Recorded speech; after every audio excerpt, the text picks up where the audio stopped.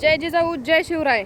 तर आता ही मराठ्यांवर भुकण्यासाठी ह्या फडणवीस सरकारनं चित्रा वाघ ही कुत्रीन सोडलेली आहे।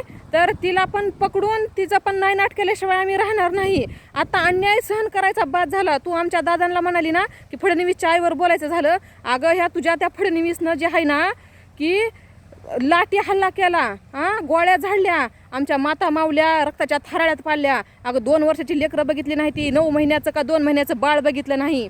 आणि ज्या पोलिसांनी लाठी हल्ला केला त्यांना बढत्या दिल्या। तुला आता मुख्यमंत्री पद, तुला काय मंत्रीपद पाहिजे का तुला आमदार खासदारकीचं पद पाहिजे? त्याच्यामुळे तू त्या देवेंद्र फडणवीस तळवे चाटायला लागली। तुझ्या ह्या फायद्यासाठी आमच्या नादी लागू नको। आम्ही एकतर कुणाच्या वाट जात नाही, आणि जर वाट गेलं तर त्याचा काटा काढल्याशिवाय राहत नाही। शेवट तुला टक्कर ह्या मराठ्या वाघिणीशी द्यायची आहे। ही चित्रा वाघ तू ध्यानात ठेव। जरी तू राजकारणी असली तुझ्या घरची असतील, खानदानी कामी बी शेतकरी आहोत आणि कुणबी आहोत।